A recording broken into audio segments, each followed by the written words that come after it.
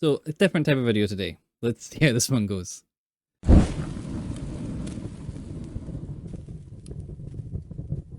Hello folks, welcome to a brand new video by me, Tactical Max 7 on YouTube. Today we're looking at a 4-3-3-2. This is still pretty much my go-to formation. It's one I always go back to when I want to just have fun and chill with listening to music, playing rivals. I do this in the 4-4-2-2 that I just put out. So I thought because I put the 4-4-2-2 out, I would put the 4-3-3-2 out. It's still one of the most balanced formations on the game. I said it right at the start of the game. 4-3-3 is just a shape this year. And it's all because of the wingers and the lack of ability to convert wingers into cams or anything like that. So this is it. It's not set up yet. I can't do gameplay at the moment. So I'm just going to walk you through the formation, and then hopefully on Friday, I'll be able to put out a video, maybe Thursday actually, I'll be able to put a video showing you how to play this tactic, and we'll see how that goes. And I'll just walk you through how I play it. So today I'll show you how to set it up, and next video will be how to play it. Yeah, I don't like splitting them up like that, but we'll see how this one goes. So straight into team management. And here we go.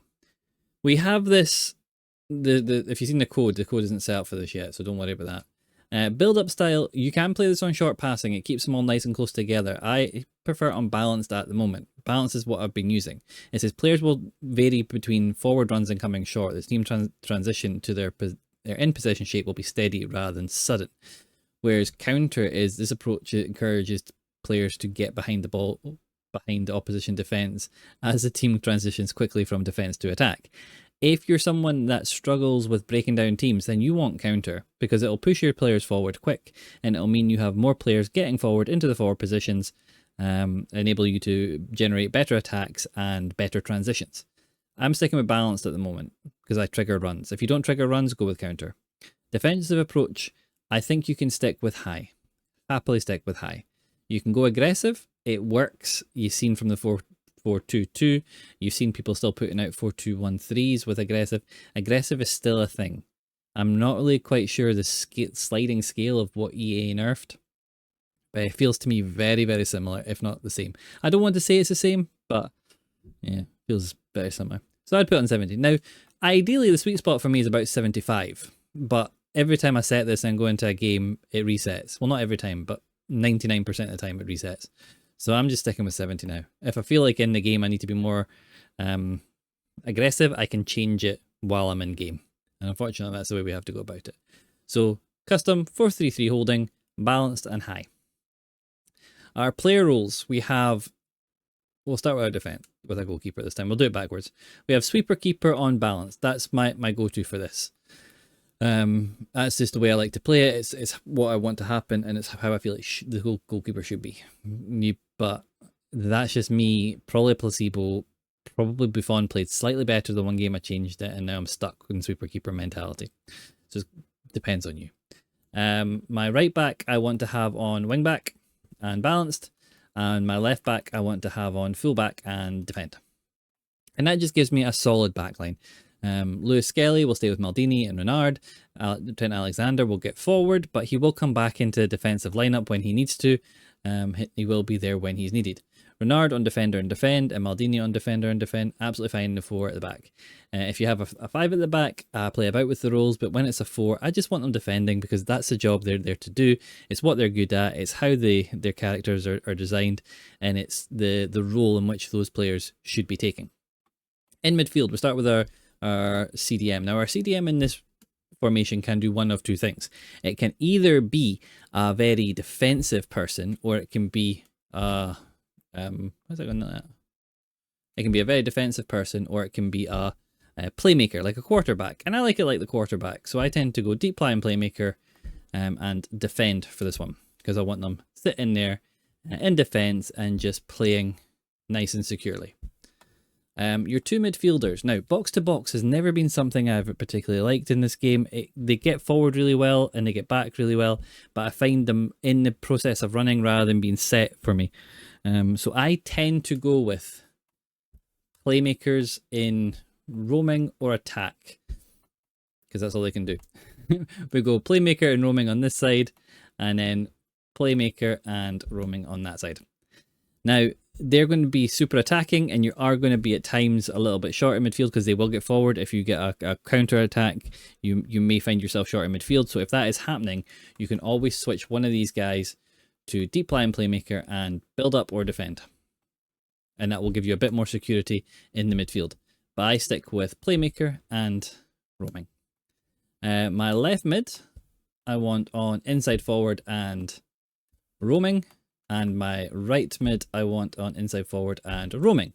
The reason that I want them on inside forward and roaming is because they are going to move in the field in their inside forward role, but they're not always going to be right up with the striker. Sometimes they will take that cam position. So they'll float in and about, and they'll give you options for short passes, and they will give you options for longer passes. You can go from your wing backs to your inside forwards, or you can go through your midfielders into your inside forwards, into your attack. It can be really useful. You want your striker to be on either poacher and attack, or advance forward and attack. Advance forward is the better one for most people, but advance forward is the better overall, I personally feel. However, if you have a 2-striker attack, I would always have one advance forward and one poacher, because poacher will put them closer to the line, closer to that last line of the defense, and give you more options. However, with a 1-striker formation, I want them to be a little bit more versatile, and that's exactly what the advanced forward role is: a versatile attacker who usually stays close to the opposition defense, but opens himself for passes in the build-up. And you want them on the attack focus, because that will make the advanced forward will concentrate on goal scoring opportunities, usually positioning themselves high and centre on the pitch.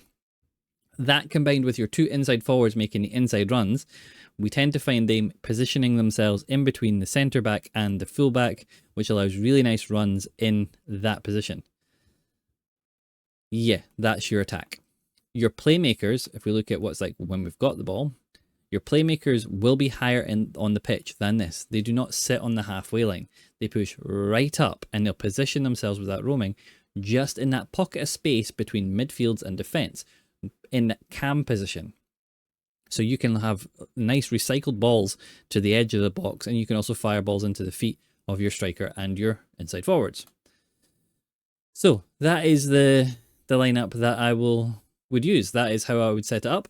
What you're ideally wanting is a nice combination of inside forward runs, passes from your midfield, and yeah, that's it. There's the code. I'll leave it like that. We'll save that. So players you're ideally wanting in these positions. Ideally, it depends how you focus on the wingers. I have Foden out on the left because I like his Travellas, and I have Saka on the right because I just like the way he dribbles at the moment, and he's got finesse plus on his left foot. So he cuts in from the right to finesse, he cuts in from the right to Travella. My striker is all about pace and agile and getting in between, good pace boost, all that sort of stuff. My 2 central midfielders, the playmakers, is really just about the range of passing I can find in it. You know, obviously with Bruno, we have every type of passing apart from whip pass, and Gioro has every type of passing apart from whip pass. So the range of passings that we find in these players, especially when you look at the passing, they've got 95 vision, 95 short passing, 95 long passing, and he has 99 vision, 99 short passing, 99 long passing. That's just what I'm looking for. I'm looking for these guys to be creative and passy. My CDM, like I say, he's not there to be the out and out bully defender. I've got other people I could use if I wanted that, but this magic playstyle, Anticipate Plus and then Tiki Taka, just allows him to win the ball, intercept, get the ball moving, and make himself available for passes. Skelly with his playstyles is an excellent left back and the full back defend. Maldini needs an anchor on him.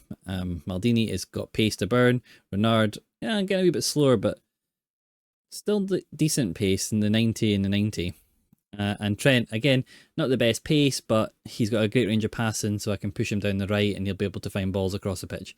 Really, it's just about finding the players that suit you, but these are the players that I feel are best in here. Big, strong defenders that are fast, wingers that are tricky, that can finesse or trivela, strikers that are fast and agile, midfielders that have a range of passing. It doesn't really matter how tall they are. It doesn't really matter how short they are. They just need to be able to do that role. Your CDM, again, needs to be able to win the ball and then play the ball. That's all I'm looking for. It doesn't have to be pacey, doesn't have to be super agile, just has to be able to get the ball and play the ball. And my goalkeeper, well, what can I say about goalkeepers? Goalkeepers can be anything, can't they? They can be any goalkeeper can make mistakes. So there you go. Friday, I will give you a much better idea of how this plays, or maybe Thursday. But right now, that's hopefully an in-depth idea of the players I use for this formation, how I want this formation to play, and why I pick the players that are in these positions. I should say 5-star weak foots and 5-star skills at this point in the game you do want, ideally. So like Bruno, I think he's 4-5. She's 4-5. He's 4-5. She's 4-4. He's 4-4. He's 4-5-4. He's 4-4. She's 3-3. He's 4-4. He's 4-4. So you're trying to get as many 5-star weak foots, and you're attacking at, even if you don't use 5-star skills, if you can get a 5-star skill player, they will control the ball better and they'll have better dribbling. The same if you can find players that have Trickster plus, Trickster in silver and Trickster in plus. It's not the best gold, but as a silver it will give you the running fake shot, and it just gives you better close control. So the more players you can have with it, again, the better. So yeah, hopefully you like that. Hopefully you get on well with it, and I'll see you guys in the next video. Like, subscribe and comment, and let me know how you going. Catch you.